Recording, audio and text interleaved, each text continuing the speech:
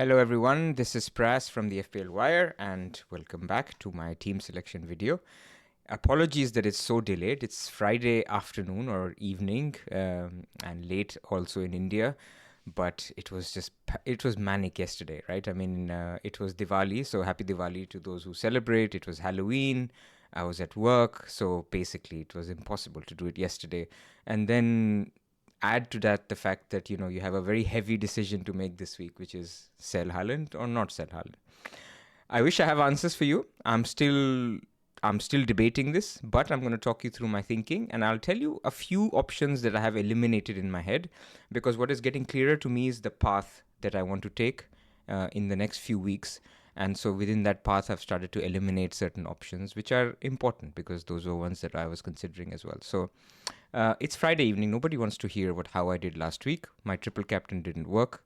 Apart from that, rank looks good. Sub 500k is usually my game week 12, 15 type target, because then you can start to consolidate and get to a good rank. So I'm there. So very happy with it. So nothing more to say. Let's get into the main discussion, which is basically big hitters, right? And we did quite an exhaustive pod on talking about these guys on Monday. But that's already now 5 days away. We've had a lot of injuries to City. We've had, Salah with, he got a rest as well, even though Haaland also got a full rest. Saka also didn't start the Carabao Cup. So everybody is back on the menu. So essentially what everybody is saying this week is, look, Salah is the best captain. And I have no doubt that that is the case. And so you look at Brighton at home this week versus Bournemouth away. Now, mind you, Bournemouth don't have their keeper. So Kepa is out. So it's not like a huge mismatch. It is a mismatch. I think there's about 1 expected points in between them. Like if I look at Rob T's graphic, so Salah here is obviously below Haaland, 0.7 versus 0.8, but then Salah has a lot more assist threat.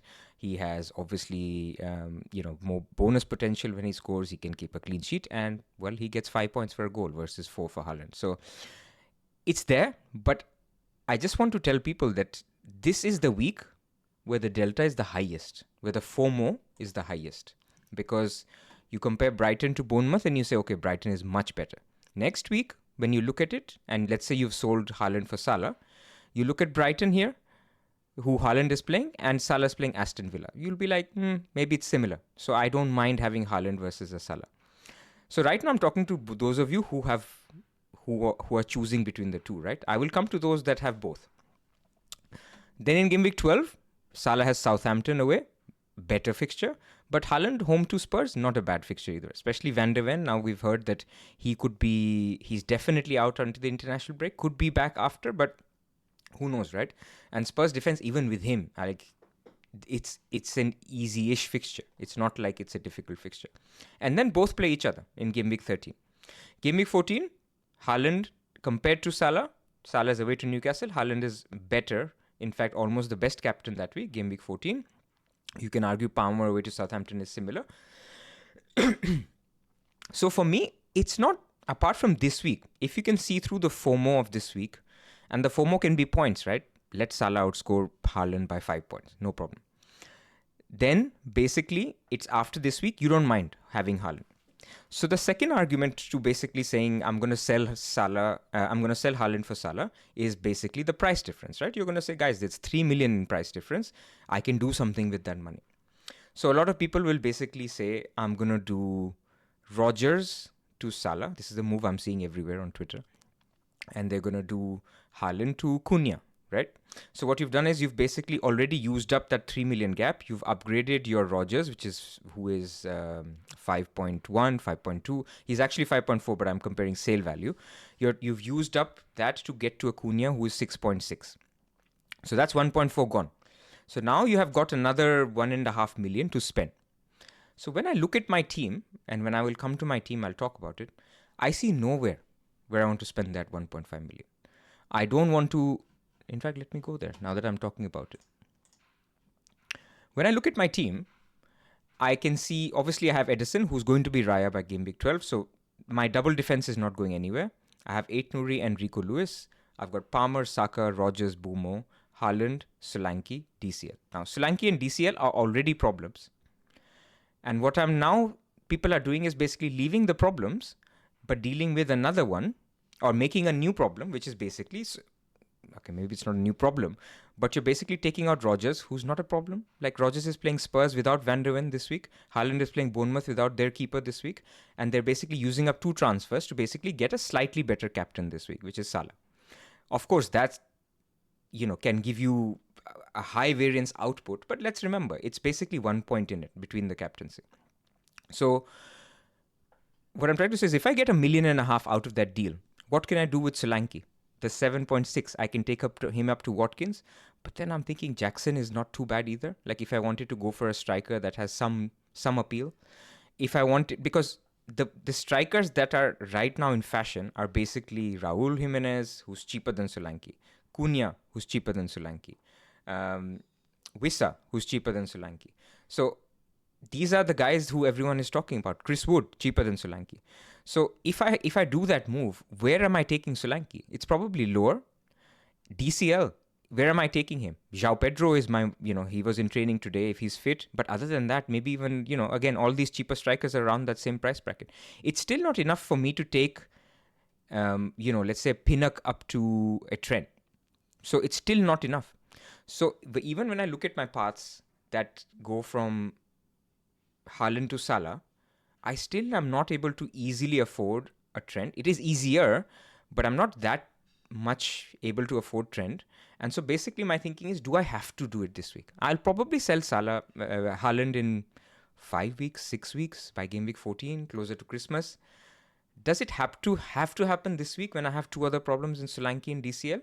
That's where I'm not there yet.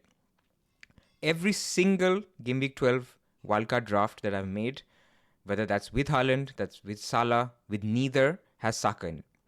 So one of the paths that I have eliminated is basically to say, I'm going to do, let's say I can see a move like Solanke down to a cheap striker, Saka up to a Salah. It may work for 2-3 weeks, but I just feel like you're breaking your structure for minimal gain. Like, Saka and Solanke are fine. Like, if you're comparing Saka and Solanke to Salah and Rodgers, it's not that much of a difference that I will use 2 transfers there. Like, Haaland to Salah, okay, it gives me that money. I can do something with it. If I can find a use for it, like, there are certain teams that don't have Saka and Palmer in midfield. They are doing this move because they need the money later to upgrade one of their players to a Palmer, or to upgrade one of their Brunos to a Saka. I can understand those teams making the move. So what I would basically, if there's one thing you can get out of my video, is basically, don't just look at other people and say they're doing Haaland out to Salah because Salah must be scoring 20 points this week and Haaland is blanking. They're doing it because they're getting some money out and they have a future path which uses the money. My future path is not necessarily using the money, because I'm going to repeat. Let's assume the 2 paths that I have. So I have the Haaland team. Right now, my path here is that Solanke and DCL will go. They can go to Jackson. They can go to Cunha, they can go to Raul Jimenez, or they can go to very cheap guys and Pinnock can become Trent. Apart from that, this team is absolutely fine. You guys remember my Game Week 12 fixture ticker? The fixtures from Game Week 12 for Rodgers and Semenyo are beautiful. If I get Cunha, let's say next week for DCL, or if I get, I sell Solanke the week after and I get Cunha then, and I get Raul Jimenez next week or even this week, who do I need? Like... Why do I need to get that 2 million out of Salah? So let's say I did do that. Let's say I did Haaland to Cunha this week or Raul Jimenez this week, and I did Rodgers up to Salah. That would give me around 2.5 million to play with. In fact, let me do this and give you guys exact numbers. And so let's build a path and let's see what we can do together. So if I basically did the move, which is basically Rodgers out and Haaland out, you can't see my screen, but I'm doing what I'm talking about. For Cunha in and to get Salah in. That gives me 1.4 left in the bank. So with 1.4 million, Solanke can become Watkins, like I mentioned. That's an option. But then Solanke can equally become Jackson. Solanke can equally become Cunha, Raul Jimenez. He can become Chris Wood. He can become João Pedro or Danny Welbeck. So in my strike force, if Haaland is not there, I'm not using that money necessarily if Haaland goes out. In my midfield, I've got Saka, Salah, Palmer, Bumo. They're not going anywhere. So then it's a question of what can I do with Semenyo. Semenyo, I can upgrade him for 1.4 million. I can take him up to a Rashford. So that's an option. But that option also exists if I did Solanke down to somebody. Solanke down to a Raul Jimenez, then I have money for even, Bruno Fernandes or something. So if I was seeing a viable path to get Bruno in 2 or 3 weeks, I could maybe think about it. But talking of Man United, the way the Amorim deal has happened, he's basically coming in over the international break. We're going to get 1 easy fixture before and 2 easy fixtures after. So I'm not too sure. I'd rather wait, and then because Man United's fixtures after that again are not ideal, I'm not going to be spending 8.2 million again on Bruno and then revisiting, especially because I have to emphasize I do have Edison. I do have to use up 1 transfer on Edison to Raya in Gameweek 12. I do have to use 2 more transfers for Solanke and DCL as well. So that money is basically going to be sitting there. It's not going to be used as much. And so my thought process is that I don't necessarily need to do that move because I can't spread the funds quickly enough. When something will jump, if I see that Bruno is becoming completely I have to get him, maybe I'll think about Haaland out by game week 12, 13. It's not, you don't have to do it this week because it's not that big of a fixture difference.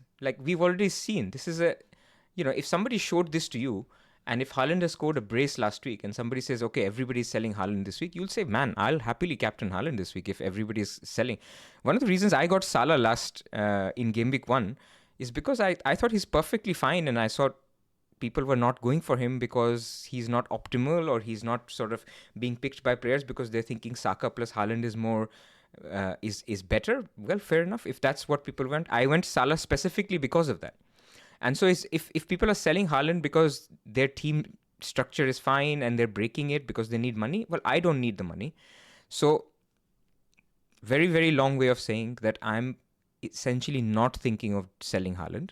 I think Salah is the better captain this week, possibly next week, maybe even the week after, but by a very small margin. And after that, I don't necessarily need Salah anyway.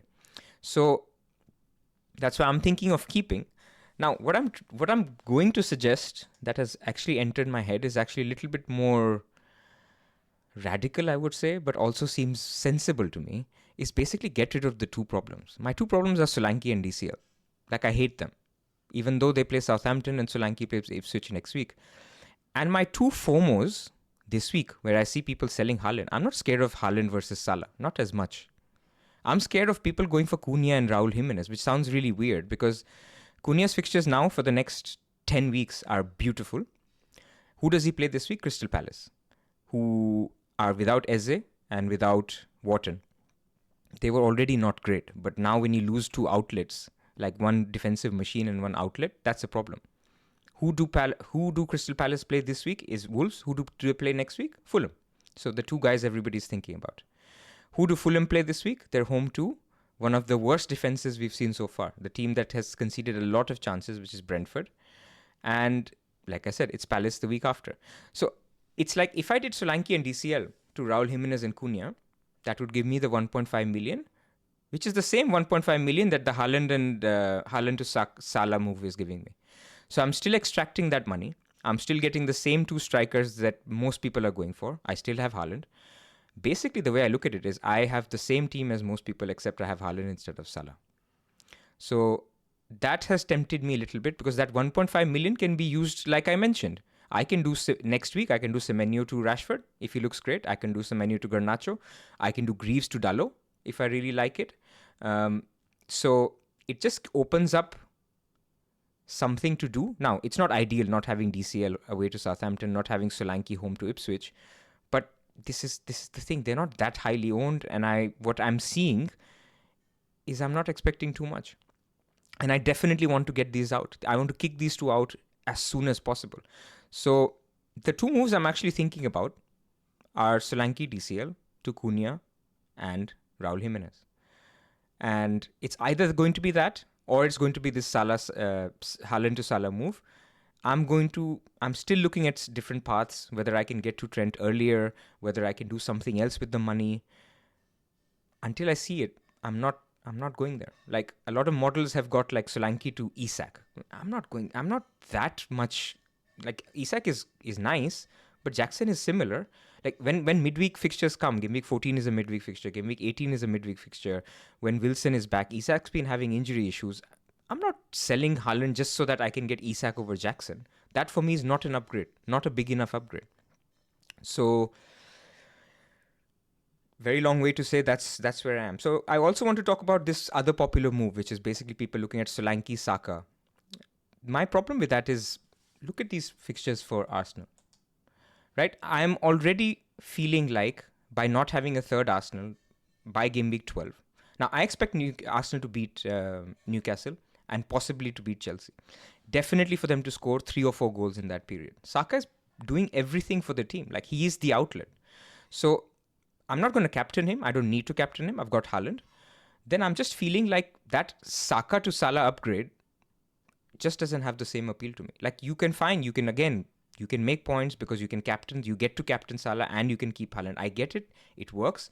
But I'm just saying it's not the best use of my 2 free transfers if that's all that we're trying to do, especially for a hit. Like I think Zoff was considering it for a hit. I just don't, like I can even do it for a hit. Let's say I can get, I can do Solanke down to Jimenez. I can do Saka up to Salah, and then take a hit for Semenyo down to somebody. Or I can take a hit for even Pinnock down to that 4.0 defender from the same team. So I could do it, but I just feel like I'm ruining my long-term planning, my structure. I've held Saka through his injury. I've held him playing Liverpool. This is not the time to sell. Like Newcastle, Chelsea are both not great defenses. And after that, it's a run till Christmas, till New Year's. And so I will see if there's other things to do. But Palmer, Saka, Bumo are not leaving the team. And that's the position I'm in. It's a very difficult season where you're recommending things, but people are disagreeing with you. Well, that's simply because there's a lot of good options. So you have to form an opinion, and you can be wrong because there's a lot of good players. That's about it for me.